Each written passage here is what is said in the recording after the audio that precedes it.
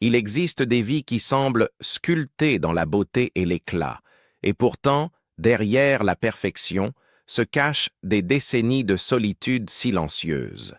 Le nom de Marina Vladi figurait autrefois aux côtés des plus grands du cinéma français. Son visage illuminait Cannes, sa voix charmait les publics à travers l'Europe, et sa beauté faisait d'elle un symbole de l'élégance d'après-guerre. Mais le temps, comme toujours, a tout changé. La gloire s'est éteinte, les amis ont disparu, et il ne reste aujourd'hui qu'une femme, regardant en arrière, sur une vie à la fois lumineuse et douloureusement inachevée, l'enfant qui n'a jamais appartenu. Marina Vladi est née Catherine Marina de Poliakov le 10 mai 1938 à Clichy, une banlieue tranquille de Paris. Ses parents étaient des émigrés russes, des artistes qui avaient fui la Révolution, mais emportaient encore la tristesse en eux. Son père, Vladimir de Poliakov, ancien chanteur d'opéra, fut réduit à travailler dans une usine en France, tandis que sa mère, Militsa Enwald, ancienne ballerine, s'accrochait à la discipline et à la foi comme aux derniers vestiges de son ancien monde. La maison des Poliakov était remplie de musique, mais pas de réconfort.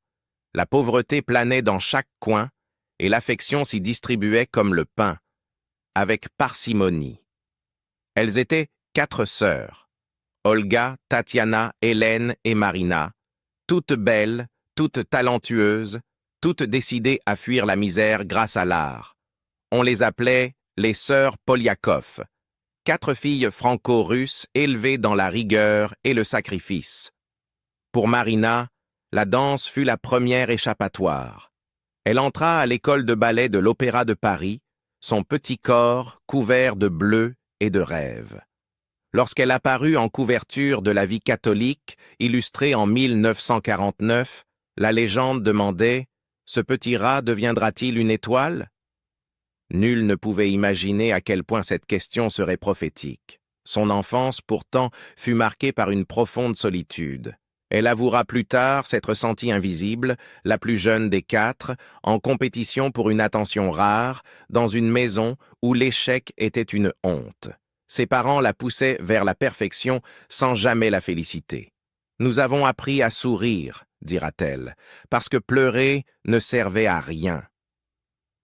À 11 ans, elle fit ses débuts à l'écran, une enfant jouant à être adulte, apprenant très tôt que les applaudissements pouvaient remplacer l'affection. À 15 ans, Marina avait déjà perdu son innocence. Sa beauté était indéniable, des traits doux, presque irréels, l'image même de la féminité d'après-guerre, mais son esprit était agité, son âme impatiente. Elle ne voulait pas seulement être vue, elle voulait être comprise. Le jeu d'actrice devint sa rébellion, sa manière d'exister au-delà des silences glacés du foyer. Cette détermination lui ouvrit vite des portes. En 1954, André Cayatte l'a choisi pour Avant le déluge, le film qui transforma une timide ballerine en l'une des jeunes stars les plus prometteuses du cinéma français. À seulement 16 ans, Marina partageait les plateaux avec des acteurs confirmés, des photographes la poursuivaient dans Paris, et les journaux la surnommaient « la beauté russe qui a conquis la France ». Mais sous le vernis du glamour, la même solitude la poursuivait. Cette impression de jouer non seulement pour les caméras, mais aussi pour l'amour qu'elle n'avait jamais vraiment reçu, l'ascension et le prix de la gloire. À la fin des années 1950, Marina Vladi était devenue le visage d'une nouvelle génération du cinéma français, intelligente, sensuelle et imprévisible. À seulement 20 ans, elle travaillait déjà avec des réalisateurs qui voyaient en elle quelque chose allant au-delà de la beauté, une grâce blessée.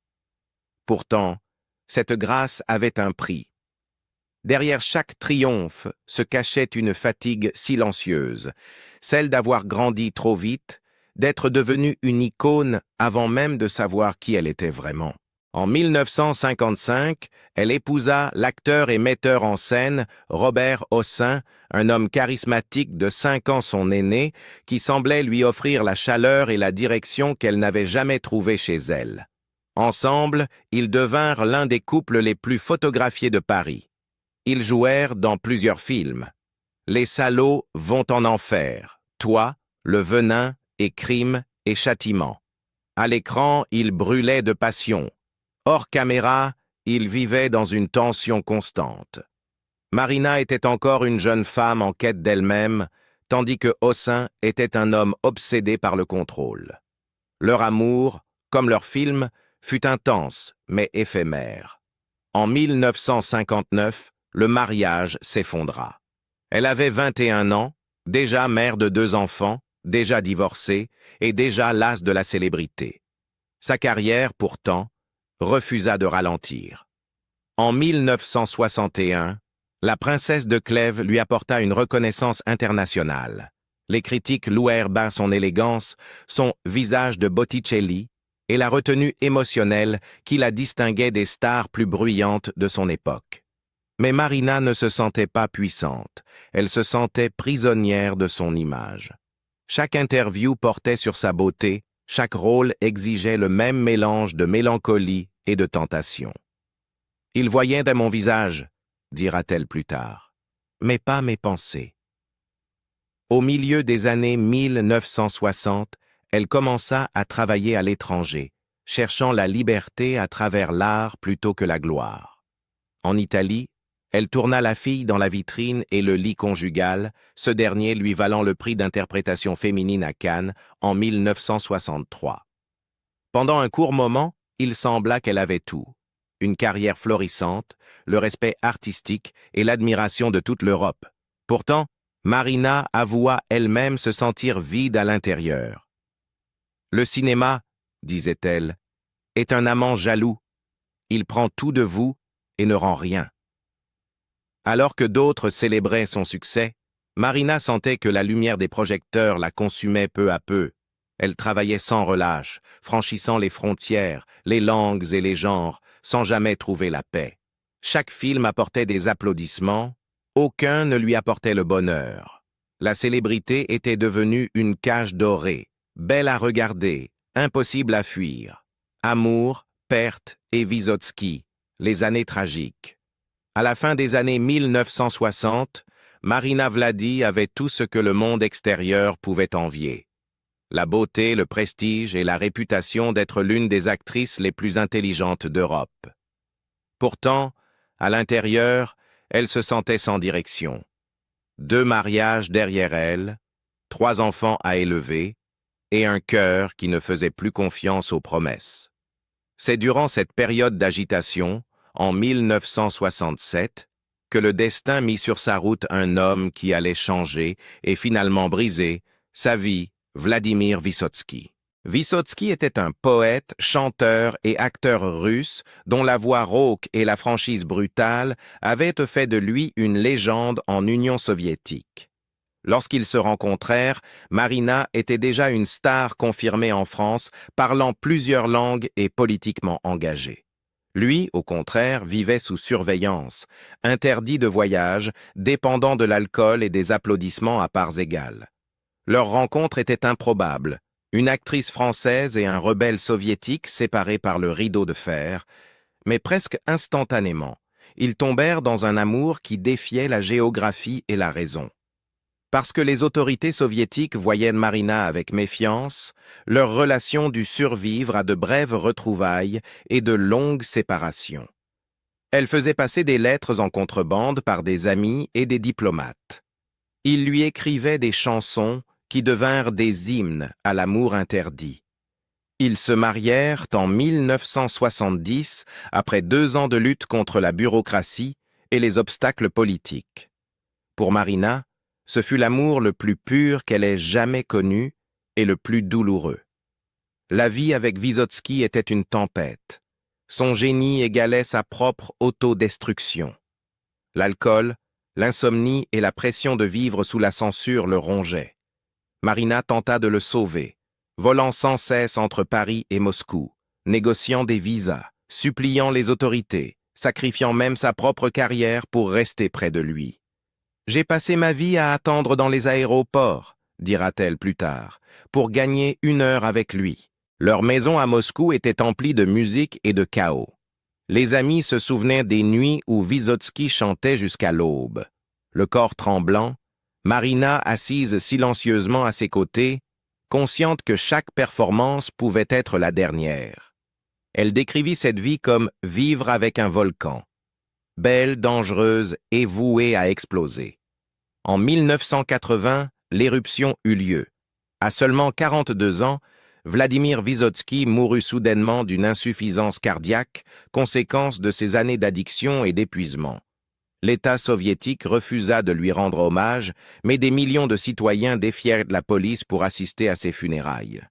Marina resta près du cercueil, dans un silence incrédule, entourée d'étrangers qui pleuraient l'homme qu'elle avait aimé plus que la vie elle-même. « Lorsqu'il est mort, » écrivit-elle plus tard, « j'ai cessé de respirer pendant longtemps. » Sa mort marqua la fin de la jeunesse de Marina. Elle avait 42 ans, le même âge que lui, et pour la première fois, elle faisait face à un monde sans personne à sauver, ni pour la sauver. De la veuve à la solitude, les années de silence. Après la mort de Vladimir Vysotsky en 1980, le monde de Marina Vladi devint silencieux. Les lumières de la scène s'éteignirent, les caméras cessèrent d'appeler, et celle qui fut autrefois le visage radieux du cinéma français commença à vivre comme une ombre. Le chagrin devint son seul compagnon. Elle se retira du vacarme incessant de la célébrité et trouva refuge dans l'écriture, le seul langage capable de contenir sa douleur. En 1987, elle publia « Vladimir ou le vol arrêté », un livre qui n'était pas seulement un mémoire, mais l'autopsie même de l'amour. Chaque page saignait la perte. C'était sa manière de le maintenir en vie à travers les mots, puisque la vie lui avait déjà pris son corps. Les années 1980 devaient être celles de sa renaissance, mais elles se transformèrent en une lente descente vers la solitude. Marina travailla par intermittence, n'acceptant que les rôles qui parlaient à son esprit ou à sa conscience. Elle joua dans « Tout le monde il est beau, tout le monde il est gentil », et plus tard dans Tangos, l'exil de Gardel, des histoires d'exil, d'identité et de désillusion qui reflétaient son âme fracturée. Pourtant, derrière chaque interprétation, il y avait un vide qu'elle ne pouvait dissimuler. Ses amis remarquaient que son rire s'était adouci, sa voix faite plus grave, sa présence plus lointaine. Elle disait souvent qu'après Vysotsky, chaque applaudissement résonnait comme un écho dans une pièce vide.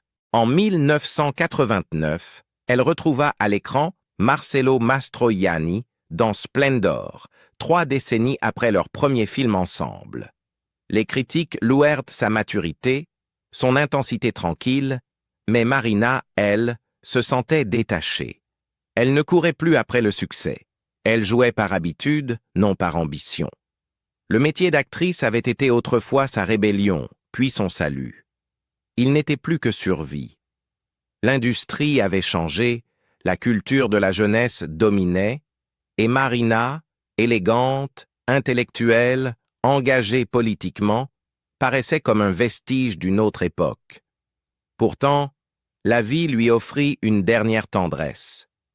Au début des années 1980, elle rencontra le docteur Léon Schwarzenberg, oncologue et humaniste renommé. Leur relation fut discrète, mais profonde. Il admirait sa force, elle admirait sa compassion. Ensemble, ils militèrent pour des causes humanitaires, de la recherche sur le cancer aux droits des patients. Pendant 23 ans, ils partagèrent un amour doux et privé, sans la passion volcanique qu'elle avait connue autrefois, mais peut-être la paix dont elle avait tant besoin. Quand Léon mourut en 2003, Marina dut à nouveau affronter le silence seule. À la soixantaine avancée, elle cessa de courir après les écrans.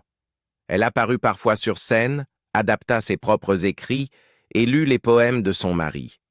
Pourtant, chacune de ces apparitions portait la même mélancolie, celle d'une femme ayant survécu non seulement à ses amours, mais aussi à son époque. Les foules qui l'avaient autrefois adorée avaient vieilli ou l'avaient oubliée. La gloire s'était évaporée, ne laissant derrière elle que la mémoire. Foi, politique et le poids du temps. À mesure que Marina Vladi avançait dans les dernières décennies de sa vie, sa célébrité s'était peut-être estompée, mais ses convictions s'étaient approfondies. Elle avait connu les illusions de la beauté, les trahisons de l'amour et le vide de la gloire. Ce qui demeurait, c'était son sens du devoir, envers l'art, la justice et la vérité. Contrairement à beaucoup de ses contemporains qui se réfugiaient dans la nostalgie, Marina devint plus franche, plus engagée. Elle avait toujours penché à gauche, mais dans les années 1970, elle officialisa son engagement en rejoignant le Parti communiste français. Elle admirait sa défense des travailleurs et des intellectuels tout en restant indépendante dans sa pensée. « Je n'ai jamais accepté les slogans, » disait-elle. « Je n'ai cru qu'en l'être humain. » Son activisme politique entra souvent en conflit avec le confort de ses pairs. Tandis que d'autres s'éloignaient des controverses, Marina signait des pétitions, marchait pour les droits des femmes et protestait contre la guerre. En 1971, elle risqua sa carrière en apposant sa signature au Manifeste des 343, une déclaration publique de femmes ayant subi un avortement. Un acte radical à l'époque dans la France catholique. Des décennies plus tard, en 2015, elle se tenait encore aux côtés des manifestants, signant l'appel des 58 pour contester les restrictions du gouvernement sur les manifestations citoyennes. Son courage lui valut le respect, mais aussi l'isolement. Certains réalisateurs cessèrent de l'appeler. Les mécènes disparurent. Mais Marina s'en moquait. Elle avait déjà perdu tout ce qui comptait vraiment. La foi fut une autre bataille silencieuse. Élevée dans une famille où la religion relevait davantage du rituel que du réconfort, elle passa une grande partie de sa vie à la questionner. Pourtant, en vieillissant, son chagrin pour Vysotsky et Schwarzenberg se transforma en une forme d'acceptation spirituelle. Elle parlait souvent du destin, de la façon dont l'amour, la souffrance et la mort formaient un motif que l'on ne comprend qu'à la fin. « Rien n'est perdu », confia-t-elle dans une interview en 2018. Même la douleur devient une forme de connaissance. Ses journées furent de plus en plus consacrées à l'écriture. Depuis 1979, elle avait publié plus d'une douzaine de livres, romans, essais et réflexions autobiographiques. Chacun était un fragment d'elle-même. De l'autre côté du miroir, 4 siècles d'amour. L'autre, mon frère, mon roi. Mais c'est Vladimir ou le vol arrêté qui demeura son œuvre la plus personnelle et la plus poignante, rééditée plusieurs fois pour les nouvelles générations. Par les mots, elle maintenait ses 2 grands amours en vie. Par le silence, elle gardait sa dignité intacte. Dans ces dernières années, elle n'apparut que rarement en public, sauf lors d'événements littéraires ou de soirées tranquilles à la Cinémathèque française. Quand elle le faisait, le public était frappé non par la beauté qui avait jadis captivé Cannes, mais par sa présence apaisée, la sérénité de quelqu'un qui a trop vu et a appris à tout endurer. Presque 90 ans, ce qu'il reste d'une vie autrefois dorée. Aujourd'hui, Marina Vladi approche des 90 ans. L'étoile autrefois rayonnante du cinéma français vit désormais paisiblement en France, loin des lumières étincelantes qui l'ont jadis définie.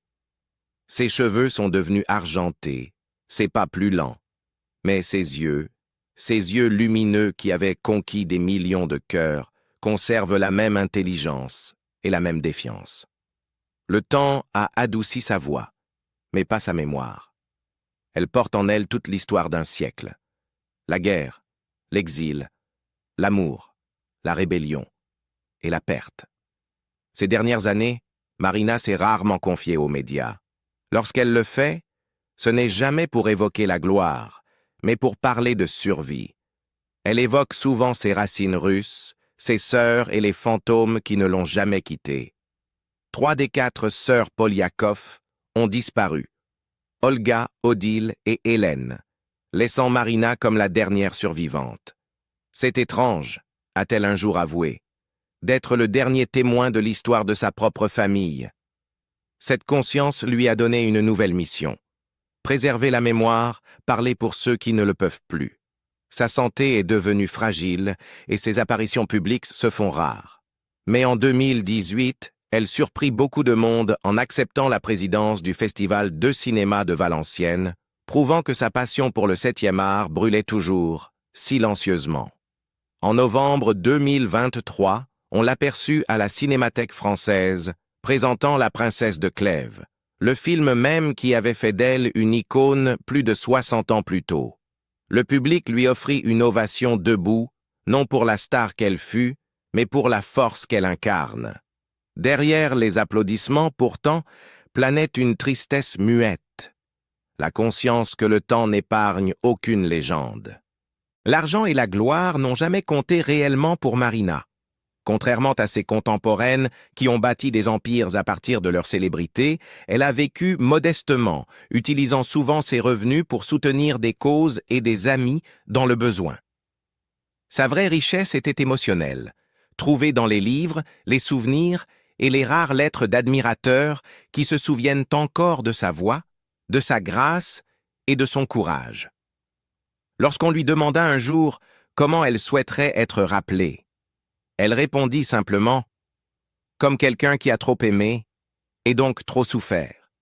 Ces mots résument toute une vie de contradictions. La danseuse devenue actrice, la star devenue veuve, la rebelle devenue philosophe. Près de 90 ans après sa naissance dans cette froide banlieue parisienne, Marina Vladi demeure l'un des derniers témoins vivants d'une époque où l'art était à la fois salut et sacrifice. Son histoire nous rappelle que la beauté s'efface, que les applaudissements s'éteignent, que même l'amour passe, mais que la dignité, une fois acquise, survit à tout. La vie de Marina Vladi n'est pas seulement celle d'une célébrité, mais celle d'une survivante. La force tranquille d'une femme qui a continué à avancer longtemps après que les projecteurs se soient éteints. Et vous, que pensez-vous de son parcours? Croyez-vous que Marina a trouvé la paix après toutes ces années de perte?